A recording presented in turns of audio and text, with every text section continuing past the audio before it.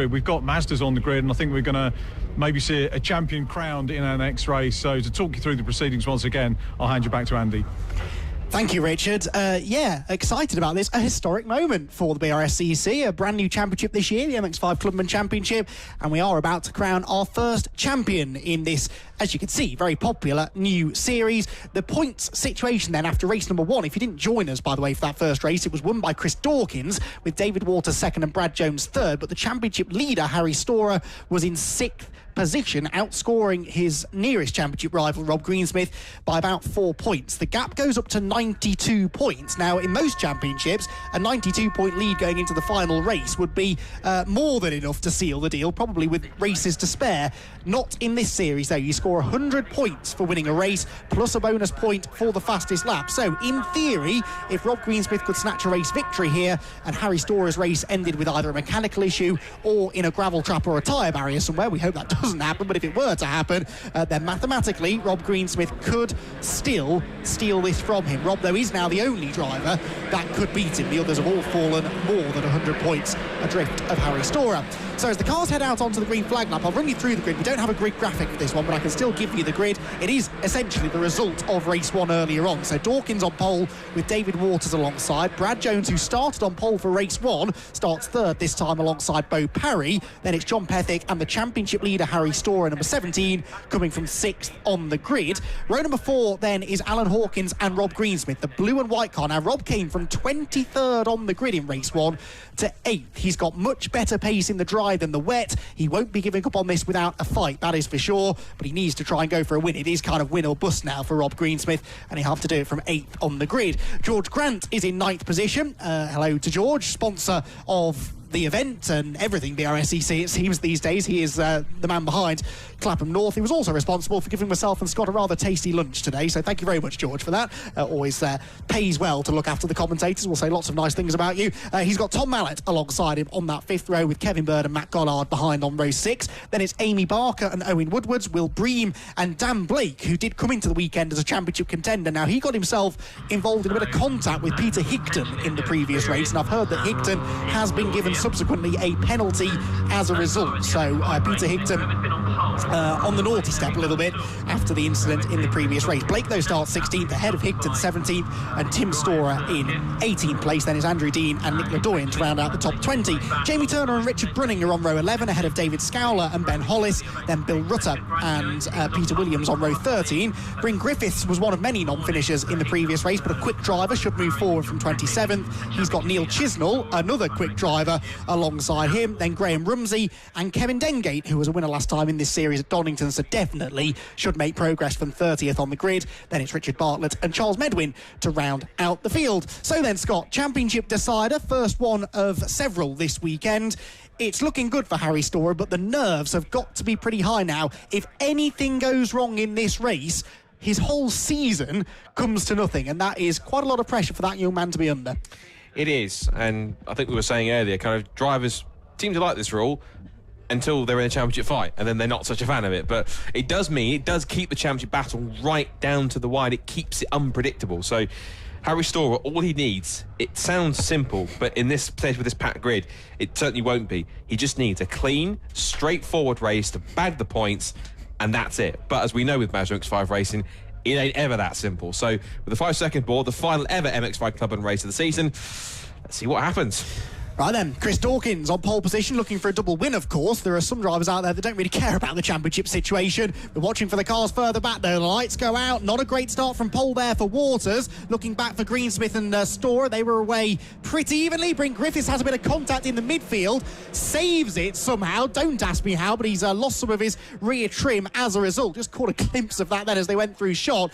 They do, though, somehow manage to avoid more significant contact. Up the hill we go towards Druids for the first time then. And who has got the race lead? I reckon it might be David Waters. No, that is still Dawkins, I think, isn't it? Just in front. From Waters second and Brad Jones third. Actually, Bo Parry fourth. Alan Hawkins, though, fifth from 7th on the grid. Then it looks like it's Harry Storer, and he's got a car between himself and Rob Greensmith. So at the moment, advantage Storer in the championship. Yeah, a bit of bumping and boring. Peter Higton getting involved. Neil Chisnell with a rapid start from the back. He ain't hanging around either, because he knows there's a chance he can do something. A side-by-side between Brad Jones and David Waters to try and defend second place. To come through, there goes Bo Parry elbowing his way up the inside, out of the way of Brad. whack, up the inside he goes. Up to 5th goes Alan Hawkins. A little sideways there for Brad Jones, who looks up the inside line. So now it's dry. Drivers are getting just a little bit more confidence now, and it's going to be quite interesting to see how late they dare to break now at speed at Paddock Hill Bend. Side by side for third as Dawkins leads the way, with Parry up to 2nd place, and it is side by side for third now. So Waters in 2nd, Parry and Jones side by side for 3rd and 4th, and Wesley and Chisholm for the back. They went up to 17th already. So he started, was it 34 towards the back of the wheel, so 32nd. He's up practically past half the field in 1 lap. That's incredible stuff in the dry conditions. 11 places gained officially from where he started, and he made most of them, I think, around the outside at Graham Hill Bend. Down into Graham Hill they go then for the 2nd time. There's Alan Hawkins through Graham Hill, out onto the Cooper Straight, but it's the car 2 cars behind him. Harry Storer on course for the championship at the moment. Ahead of him there, that's side by side for 2nd. Waters has got Brad Jones going up the inside and manages to go through, but then comes back at him up the inside into Clearways. That was a little bit dicey, wasn't it? Out of Clearways they go then. It is the 69 car of Jones that goes through then. Waters down to 3rd, and Bo Parry, who was actually 3rd at the line, is now behind Alan Hawkins. So there's been a real shuffle over the first half of the lap here. Hawkins, you can see there in the jigsaw car, pulls to the outside line now, trying to reclaim that place into paddock. Can't quite get round the outside there. So Dawkins leads the way, Jones 2nd, Waters 3rd, Hawkins 4th, Parry 5th, and Harry Storer in 6th position right now then, is still 2 places then ahead of Rob Greensmith. Yeah, and at the moment he still outscores Rob, and that in many cases, or in every case at the moment, puts him in position to get this title wrapped up. But there's still a bit of time to go as David Waters trying to really hassle the rear end of Brad Jones's car as they head out of Graham Hill Bend. Now Alan Hawkins is getting involved as well, and so is Bo Parry, whilst Chris Dawkins just pulling away here and just doing the best job he can to try and extend that gap even further. They come up through Clearways, up to McLaren again now, up inside once more goes David Waters, and this time he makes this dig, moves earlier this time to the inside line and forces Brad to give him the room. Otherwise, like the previous attempts, Brad saw it coming and therefore thought, but he put it into position where Brad could always defend it, but this time he stuck it right up the inside line and said, Brad, I'm coming through whether you like it or not. Gave him the space, and there he goes. With that said, Brad Jones back through again in a slipstream, and Alan Hawkins thinks, this looks like fun, I want to play 2 down towards Paddock Hill Bend.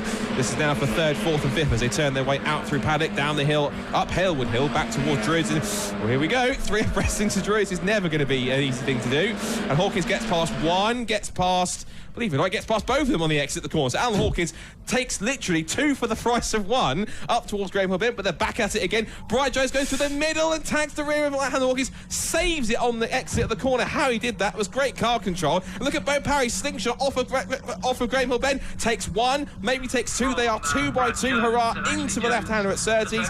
Great stuff. And whilst all this is happening, Harry Storer is in there. John Pethick not too far behind him. He's looking up the inside. He's got to be careful. Got to be careful if there's any of this, because of course he's going to try and keep out of trouble. Otherwise, if there was contact there, that could have been his championship over. But again, this is great characteristics of why the BRSCC MX-5 is so great, and why this new Clubman Championship is making new stars, because these drivers before, when they were in what was called Group A and Group B, they didn't have the opportunity. They'd be racing for what would be a Group B win, but points for something like 25th, 26th position on an overall equivalent of an overall result. These guys are going for points and for actual podium places and a race win. So great stuff for them involved, all these drivers involved. Great racing. And as there goes David Waters back up the inside of Alan Hawkins, they're proving why this championship has become so popular in its first season. It's fascinating watching Harry Storer's approach to this race, because for most of the race he's been hanging deliberately, I think, back from this group, because it would be so easy for him to get caught up in a bit of contact if this all really kicks off ahead of him. But they were holding each other up so much over the last lap or so, he couldn't help almost but catch up. You can see him there just behind the grey and orange car of Bo Parry, and I think he is just leaving a bit more of a gap now. He's not under too much threat from John Pethick behind him. Rob Greensmith is then over a second and a half behind them as well, so no need for Harry Storer to get too involved in this battle, as entertaining as it is, and as much as I'm sure he's itching to get stuck in, it's just not the sensible thing to do for the time being. Dawkins leads by 1.9 seconds, nearly 2 seconds actually, but Brad Jones in second place sets a fastest lap, half a second quicker than Dawkins. So now Jones is into second place, he's using that clean air well, and he is starting to reel in the leader of the race. Remember, Jones was fastest in our very wet qualifying session earlier on today. I guess that the AB Motorsport team have made some setup changes to that car, and it's going very strongly again now in these nearly completely dry conditions. Hawkins there on your screen is third, just ahead of Waters, with Parry rounding out the top 5, Storer 6th, and Pethick in 7th place. So no change further behind. The gap though, Scott, coming down.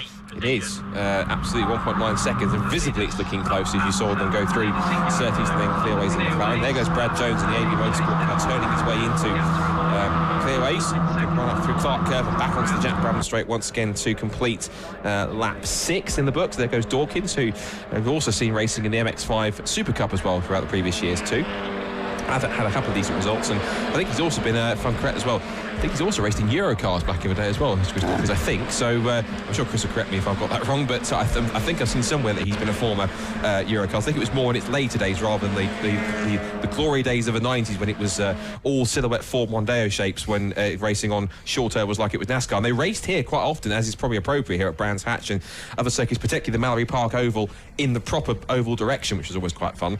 But good to see him extending his lead and showing his prowess still at the wheel of an MX-5. He also did some running. That's not how it should be attached, Bryn Griffiths. It's hanging off the back of that car.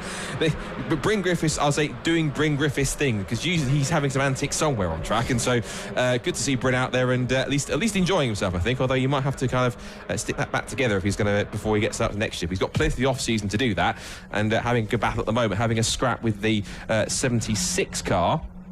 And that's further down the order. And he did get caught up a little bit towards the beginning of the start, because we saw him get tagged at the start. So I think that's a legacy of that, where it's hanging off and dragging on the ground. And if it doesn't attach itself of its own accord, you might well get a bit of a telling off from the clerk of the course and a signal in the form of a black and orange flag to say, Bryn, as much as we like it, you have to bring that car in to take that piece of bodywork off, because it ain't great for everyone else. It's hanging on by, I think, one clip, isn't it? It's almost fallen off, but there's just, there it is, there's the meatball flag. Not a huge surprise, that, really, and even if it were to fall off now, I think he may well still end up getting called in, but it just tenaciously hangs on, doesn't it, which is actually not what he wants it to do right now.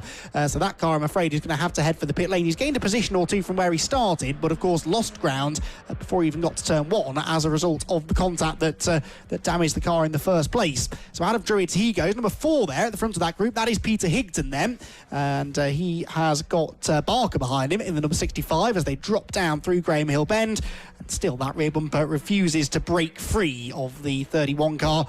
Bryn Griffiths unfortunately will have to bail for the pit lane. He's got a couple of laps to do so, and he'll stay out as long as he can just in case it comes off. He's banging it over the curbs. He's trying to take some weird and wacky lines to dislodge it, but you can see it just won't do so. He'd like a bit of a tap actually now, maybe from the car behind. He's slowing though, and I think he is heading in. Yeah, Bryn Griffiths comes in to get that rear bodywork probably detached rather than reattached, I would say. So as that happens then, the battling on track continuing. Rob Greensmith coming through there, but some battles, Scott, a bit further up the order, still inside that top 10. Things are changing. Yeah, I was thinking because Brad Jones, you said he was catching Chris Dawkins. You weren't kidding, because he's now only half a second behind him at the completion of the last lap, and he was right with him through Graham Hill Bend. They were coming up to a slower car as well. As you see some more scraps going on here. Will Bream is in there with Neil Chisnell, who's made up a couple more spots, so he's up trying to make up a few more places. In fact, Neil must have made up a couple more since we last saw him, because Will Bream is in there too, having a battle with the likes. I think Dengate's in there. He has a little bit of muscle up the inside of Nick LeDoyen in there too as well. I think Neil's either dropped a couple of spots, or he was a couple of spots back and then has dropped behind, because he looked like he's more towards the back of that group somewhere, or either that, he's just cleared off in front of all of them. Yeah, he's up to 11th now, past Kevin Bird, so he's dropped that group completely and has already passed a couple more to get himself right near the top 10. But ironically, the next place he's got to try and pass is Rob Greensmith, so obviously that will further add to his misery in almost certainty of losing out the championship, provided nothing happens to Harry Storer, touch wood, within the next roughly 5.25 minutes or so. But as we see, motorsport's never that simple. Now, that was a shot for the battle of the lead there. That was between the top 2 as they come up towards 30. So I think there's possibly going to be an imminent change, I think, for the lead. Here they come. And Dawkins that holds on to alignment. Joe sticks his nose up the inside and keeping it close, and in Formula Ford style sort of wheel-to-wheel action there. Dawkins just does keep the momentum, but now down the pit straight, Brad Jones, I'm pretty sure, Andy, lining up for a possible move, particularly with a back marker in the way that could play to Brad Jones' advantage up towards paddock. Oh, let's see who it favours though, because it's going to the inside line, and that forces Dawkins to go even tighter into paddock to clear it. Now that helps him on the way in, but on the way out, Brad Jones might be a bit faster through the dip. No, he's not actually, interestingly, so Brad Jones stays in second. He's got just under 5 minutes to go, so we're just past 2/3 race distance now in this final round of the 2021 Mazda MX-5 Clubman Championship, and Brad Jones looking to try and claim a race victory if he can. Down into Graham Hill. He's just dropped back actually over that first couple of corners, so he's got to just regroup now, having done the catching. Now the really difficult job of overtaking the 221 car can really begin. Behind them, by the way, I can see Harry Storer finally starting to get stuck in, going up the inside of Bo Parry, and I think he's just relieved Bo of 5th position going through Surtees, so we'll confirm that as they come across the line. Now that pack has sort of spread out, Harry I think feeling a bit more confident to get involved and try and move his way a little bit closer to the podium places. Speaking of podium places, Alan Hawkins also catching these two now. So there go the top two, and their third car across the line is Alan Hawkins. 1.4 seconds now, all that separate the top three.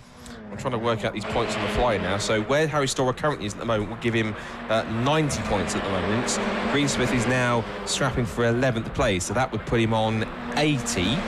So that means he loses 10 points. So that, if it stays as it is, essentially it provisionally does definitely give Harry Storer the championship by my calculation, 102 points. So that definitely makes him champion.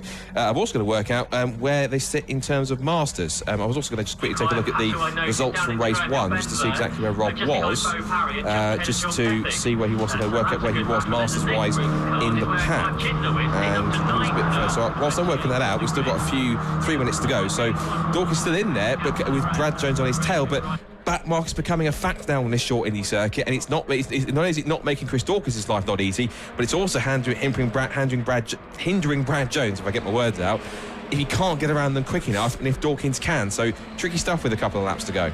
Very late on the brakes there, Brad Jones into Paddock Hill Bend, so he's potentially teeing that up as the place to try and make the move, maybe on the next lap, because we still have 2.5 minutes to go, so he's got time to get on with this here. But Alan Hawkins looming ever larger in his mirrors is not what he wants to see. Still, it is David Waters, by the way, in 4th position with Bo Parry 5th. So Parry did fend off Harry Storer, despite the fact they went side by side down the back straight a few laps ago. They've been caught now by John Pethick, so Storer suddenly has a bit more pressure on his shoulders because he's got a car now starting to close in on him as well. Up through Surtees go the leaders. Another back marker to be negotiated. That did sort of delay, well, both of them really, because race leader Dawkins had to go in on a tighter line, but Jones got really sideways going into the corner because he wasn't quite sure which way that back marker was going to go. 2 minutes to go, and that means that, well, they're lapping in the 59-second bracket, but actually when they come across the line, 1 minute and 55 remaining means that there will be 2 laps to go in this final round of the season, and Dawkins just managing to get into Paddock Hill Bend every lap, just about far enough ahead of Jones. So Jones then in that second position is never quite close enough to have a go into what looks like his favoured overtaking opportunity. These then the top 3. Waters in 4th, 5th place Parry. It's the 6th place number 17 car, Harry Storer, though, Scott, who is now only a lap and a half away from the championship. Yeah, it's been a superb effort, and I'm certain that he and Martin Tolley's Go For It racing outfit will be delighted. Of course, it's never over until we get to the checkered flag, so we've got to wait until we get to that, but it's going to be another win for his outfit too, well, at least in one of his cars, at least, paired cars with Chris Dawkins at the wheel. Although, that said, Brad Jones, he's still pushing him all the way to the end, so we're going to get, I think, just about across the line, just with just less, only enough time for one more lap as they come across the line. Yeah, 56 laps. The last lap board does go out. And so now it's Dawkins, Jones and Hawkins moving around under brakes for Brad Jones, trying to get that car anchored up. And you're absolutely right talking about Alan Hawkins up there in 3rd place, top 3 covered by less than a second at this point as they come up towards Druids for the final time in the final lap of the first season. So incredible stuff. And it's going to come down to quite a nail-biting finish between the 3 of them. Waters still 4th, Parry still 5th, and imminent provisional champion-elect Harry Storer in P6, and that will do nice, thank you very much, particularly where Greensmith's down 11th and Blake's down 18th, and Chisnell is a bit further up, a few places back up as well. So these then coming up towards Surtees for the final time, and Dawkins under pressure from Jones and Hawkins to come up towards the complex. It's been a mega first season for the Clubman Championship. It's going to finish, Andy, in the best possible way, with 3 cars battling for the podium places right on the sprint to the line. I'm not sure Brad Jones is quite going to get there. A brilliant defensive job this from Dawkins, because I don't think he was as quick as Brad, but actually as he celebrates the place victory. Brad Jones busy defending his second place from Hawkins. It's Dawkins that wins, Jones second, Hawkins in third. David Waters will come home in fourth ahead of Bo Parry. I think John Pethick, by the way, has got himself ahead of Harry Storer on the final lap. Yes, he has the blue car just ahead of Harry Storer, but it is with 7th place in the final race, the championship for Harry Storer. He beats his championship rivals in both of the races here at the decider. And car number 17 is your 2021 Mazda MX-5 Clubman champion, and a well-deserving one as well. Harry Storer has had a really brilliant season. 5 wins out of the first 6 races of the year. That gave him enough of a cushion in the championship that he actually didn't need to race at Snetterton. He used them as his 2 drop scores, and he was back on the podium with a 2nd and a 3rd place finish at Cadwell Park. Hasn't actually been back on the podium since then, but Harry has been scoring consistent points. He banked all of those points in the first part of the season, and Harry Storer will then be the champion, and does so by finishing in the top 10 in the final race of the season. Yeah, fantastic stuff from Harry. There he is, car 17, and it was a cracking job. There's George Grant waving for the crowd as ever, and if our camera finds him, there he is, car 17, there's the champion, and back to the shot again he goes.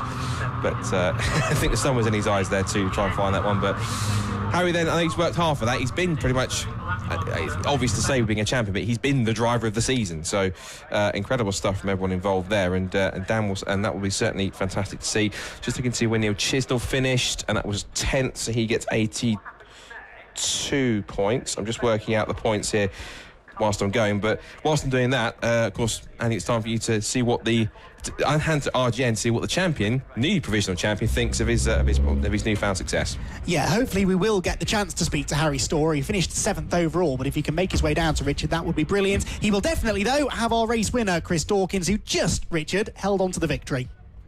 Yeah, close stuff. And Chris was saying he wanted to do a rain dance if you were with us earlier on. He didn't need the rain dance. He's gone. Where is he? He's over there. He's just having a quick chat with Brad Jones. We'll see if we can get your crash on it. Gloves off, Chris. We'd like to see your face, mate, which would be really good. Brad, I definitely won't regret it. So I never have in all the years that we've been there. Alan Hawkins has derobed already in 3rd position. He's quicker than the rest of the guys. Harry Storer is here as well. We're going to try and catch up with everybody that we possibly can. He's there. He's ready. There we go. Anthony's going to flick around and says, Chris, you said you wanted a rain dance, so how was the feet holding up? Not well. I just want to drink now. Yeah, I thought I was going to get swamped. I was so lucky at the start because they were falling over each other. I tried, and just it was a matter of time before he was catching me, and it was just a question of defending. And I think some of the old Eurocar tactics came back in, and we got there in the end. But that was a tough fight. Really enjoyed it. Cars in one bit. I think adrenaline took over from me ankle. But yeah, I'm absolutely made up. 2 wins. Can't really think of anything else really. Rub down with the BRSCC news now, and a drink later on. Oh, definitely one or two. Well done, mate. Congratulations. Double win. Let's have a word with Brad Jones. Another podium. Well done, Brad. Thank you very much. Enjoy that? Oh yeah, fantastic. Managed to make a place, which we were after. We were after number 1, but he defended so good. Yeah. Amazing. Yeah. Another 2 races for you tomorrow. That's it. Exciting. I know. Very exciting. So yeah. All good. Thank you. Excellent. Congratulations. Hopefully we'll see you on the podium tomorrow as well. Yeah. Thank you. Fantastic. Sorry to cut you off earlier. I want a quick word with Alan Hawkins, if we can, as well. Alan Hawkins, hello mate. I've never interviewed you before, but I've been watching you racing for years and years and years in various things. Yeah. Congratulations, great to see you on the podium. Masters win. Yeah. It was a really good race. These two sort of give me a bit of hassle at the beginning, so it dropped me back into the clutches of Mr. Storer. But no, it was a good race. It was a good race, but I was gradually getting quicker and quicker, and I caught them up at the end, but not quick enough. Just in the beginning of the last lap, so I got the fastest lap time in the race. So fantastic. That was good. Enjoying the Mazda racing though. Oh, I love the Mazda racing. They're so much fun to drive because they're twitchy. You got to drive them, but they give you the green factor. Yeah. You can always smile when you get out of one, as long as you haven't had an accident. That's great to see. Well done. I'm really chuffed that you got a podium and I got to have a chat with you. Well done, Alan. Thanks, mate. Let's have a quick word with the championship sponsor, Clapham North owner, George. First of all, thank you ever so much for everything you do for motorsports. You just really help the profile. You put so much in, which is great. Second in the Masters in that one with Alan. And what does it mean to be here? I mean, obviously you're enjoying the racing, but putting so much in, you just love it, don't you? Yeah, what it means is, I mean, it's a very emotional time actually, because obviously the BRSCC with their 50th anniversary of this fantastic festival. I've got lots of people over there in the hospitality. I've got my dad coming tomorrow, who's 96 and a half. Are you saying he's going to be on flag duties? He's on flag duty, yeah. He's going to also be presenting the Clapham North Trophy to the winning festival winner. So it's fantastic. I mean, and this is just absolutely superb. I mean, what more can you want? Luckily, the clouds have decided not to play their part today. But no, it's fantastic. Brilliant. That's right. Well done on the race, and thanks again for your support. Really appreciate it. Oh, it's a pleasure. And we're going to have the man who's going to benefit from that support taking the championship title, Harry Storer. Let's see if we can grab Harry. Harry Storer, can we grab you? Congratulations from George there. Harry, I'm going to say congratulations as well too. thank you. And 5 wins over the course of the season, and the first ever Clubman's champion in Mazda racing. So a great initiative that the BRSCC have put together this year. Absolutely, And well, just tell us about your year. I mean, it's been an eventful year and a big learning curve for me, but it's been absolutely great fun. The team's been fantastic. They've really been driving this, and I've started off not knowing anything, and they're the ones drip feeding me all the information. So really kind of owe it to the team, and the car's been great. So not had any problems with that. But yeah, no, it's been a fantastic season. It's been great having this races all on Saturday, because I can do something on a Saturday evening, and it is a bit less money. So it works out really well for me. It's been fantastic fun, and yeah, great. And the inevitable question is, what's the journey from here? Well, to be honest, I've not really thought about it. I need to sort like a few dents on that car out. But yeah, no, I'll sit down and have a think of where to move from here. But yeah, probably still Masters, I think. That'll be good. You're going to be watching the rest of the weekend with interest, no doubt. Absolutely, yeah, definitely. It's great fun. It's great fun watching all the racing around here. So yeah. Harry Storer, 2021 BRSCC Mazda MX-5 Clubman's champion. Many congratulations. Thank you very much. Cheers. Thank you. Thank you. Very brilliant stuff. So that's our podium interviews complete. Great to